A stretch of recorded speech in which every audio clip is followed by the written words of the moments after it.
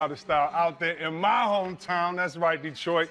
3D, I hope you hit a Coney Island up or two. I hope you got a chance to holler with some people out there. But my first question I want to ask you is, what's the difference with the Detroit Pistons this year and last year? Well, I think this year, Blake Griffin having a full training camp, he and Coach Casey being on the same page, and everyone just understands that it's point forward now when Blake has the basketball. But you talked about Isaiah, you talked about Chris Webber being good at his job. I put a little something extra on for Craig Sager.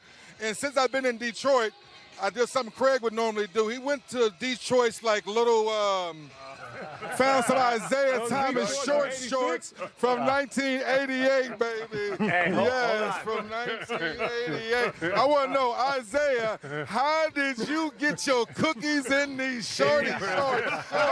Players only, baby. Wait a minute, that's two puns on there. Oh, man. See, that's wrong. Dennis is all the way wrong. Hold on. Dennis, don't even try to put those on, brother. Not even to sleep in. Just hey, thanks, DC. Thanks, D. Scott. We'll catch up with you a bit later. Oh, man. Always good hollering, man, D. Scott. And we heard him talk about Blake Griffin. Now, Blake Griffin and Anthony Cooper are the only two players that average over 20 points, 8 rebounds, and 5 assists. And no one has had more double-doubles than Andre Drummond since he's entered into the league. Is this one of the best big men back, front courts in the game, in your opinion? And I love watching it. It's nice watching a 4- and 5-man play. Drummond does his thing. He's going to roll hard. He's going to get balls around the hoop. He's actually got a little better offensive game off the dribble attacking. He's improved that area. But, Blake just sets up so many plays for everybody. It's nice to see a power forward handle the ball and attack and make plays for others. But it's really nice to see that Blake has taken on the challenge. I always kind of wanted this Blake Griffin with the Clippers. I always thought, if they're going to go someplace special, conference finals, NBA finals, he has to be this Blake Griffin, and he never seemed to do it. He disappointed me all the time with the Clippers. Yeah. I just thought he's capable of having 5, 6, 7 assists a night, and now he's doing it. And I give Dwayne Casey a lot of credit. Dwayne looked at his team and said, "We're playing through the power forward position." And Isaiah, you always talk about the fact that a team has to have that DNA, that lineage, that you can't change a whole organization style. And do you think the fact that Dwayne Casey went back to defense and defense foremost allows guys like Blake to have a couple plays maybe he doesn't execute, allows a guy like Drummond to clean up for the team? I mean, it really seems like Casey's defense first attitude, because the Pistons have a chance to average 111. The last time that's been done is when you guys did that back in the 80s. And so you talked the other day about you guys have the highest scoring game at 186, but you weren't happy with that as a captain. You got to defense. Now the fact that these guys are playing defense, it seems like it allows them to have an offensive mentality. Yeah, they've gone back and they found their Piston identity in terms of what the Pistons were rooted in and what we were all about. And that started with defense first, but it allows you to play good offense. And when I say by defense first, right, this is a 3-point happy shooting league. Guess who's the #1 3-point field goal defensive team is in the league now? This is the Detroit Pistons. They stop people from making threes. Also, it's a team right now that has said, okay, we're not going to play like everybody else. We're going to go back to traditional basketball. We're going to have a real 4 in Blake Griffin.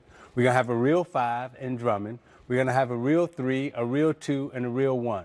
And guess what? We're going to run some sets that are old-fashioned traditional sets that allow our 4-man to play out of the mid post, out of the high post, and guess what? He may be good enough to play pick and roll too. Right. So you see them running UCLA cuts, you see them running Hawk cuts, you see them running cross picks. People aren't used to defending those kind of basketball plays anymore on the defensive side of the ball. And consequently, Detroit is playing old school basketball and winning in the new school league. And one thing I have to say about when I watch them play, they take the 3-point shooters they want out of the game. They'll let other people shoot threes. It's not like they don't. What a concept, yeah, right? How about that? Yeah. But they are really good at running the players that they don't want taking those threes off the line.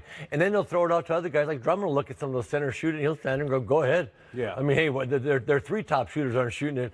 We'll let you shoot it. So Drummond is helping. They play smart. They play smart on the defensive end. And so I'm liking them. I'm starting to become a fan. Yeah. Yeah, and tonight they're going up against a superstar in which, when you talk about Westbrook, he's the only player to lead the league in scoring one year and then the very next year in assists. I mean, we know he's missed a triple-double, has averaged that in his last 6 games. And, you know, sometimes when you have a player of that capacity, you have to make some rules for it, a la the Jordan rules. Yeah. Well, Isaiah and Zeke got together, and, Isaiah and Joe Dumars, one of the best backcourts ever, got together and kind of talked about how you play against a guy like Westbrook.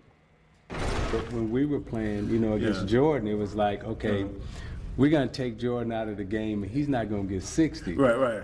Yeah. He may get 30. He may get 30, but he ain't going to get 60, right?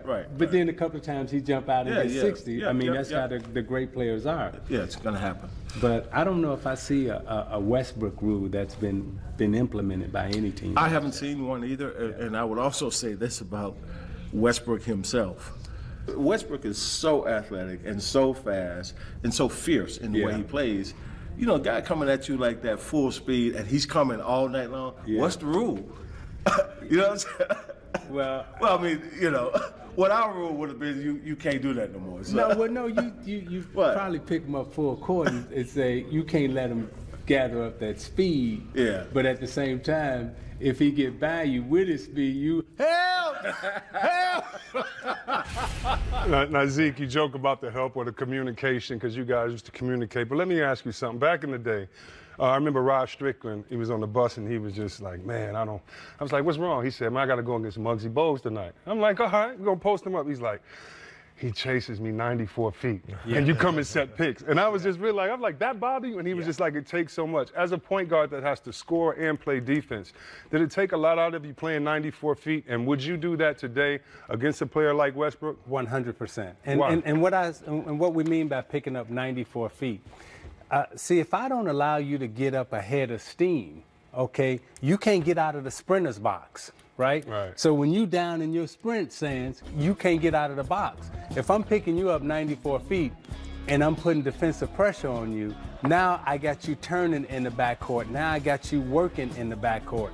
And the best defensive player out on the floor is the 24-second clock. Okay, that's the best defender out on the floor.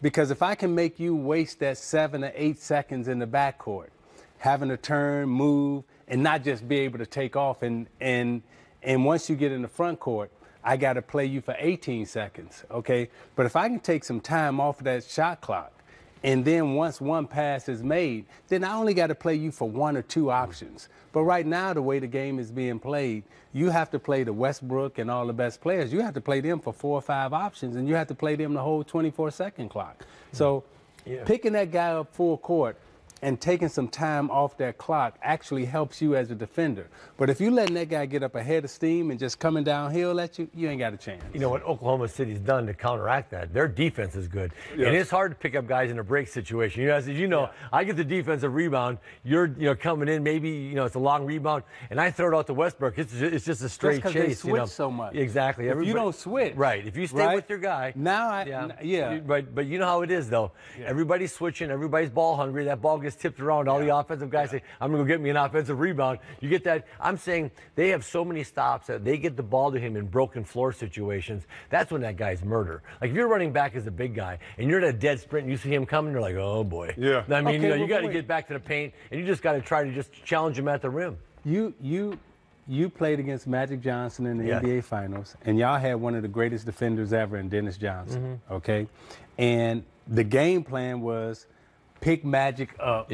Full court, right? And if there's a missed shot, get to him early. Okay? Now, and y'all didn't do a whole lot of switching. No. So because of the cross matches now, you can't get to a Westbrook early because Westbrook may end up on your center. Right? And the shot goes up. And so now that guard can't get to Westbrook. So now he's coming back down. He's coming, downhill. And what's funny is people are going to say, Magic wasn't that fast, but I guarantee you Magic took the ball out after make some misses and pushed that rock as fast as any point guard in the game today. And it wasn't about physical speed. It was about willing, let's get the rock out. He's halfway up the court. Hold on, let me tell you what's really fast. Magic throwing that ball 45 feet ahead of him to a guy out in front of him, to Byron Scott. That's really fast. His ability to throw the ball from the backcourt to the front court made him the fastest player on the court because he was throwing that stuff. I know one thing, that ball travels a lot faster than you can run. That's right about you. Right about but that. But y'all did a great. Actually, y'all gave us the strategy of getting the Magic early. You know, and that's how you slow guys like that down. And you got to be able to get to Westbrook early to be able to slow him down. You hear that, youth coaches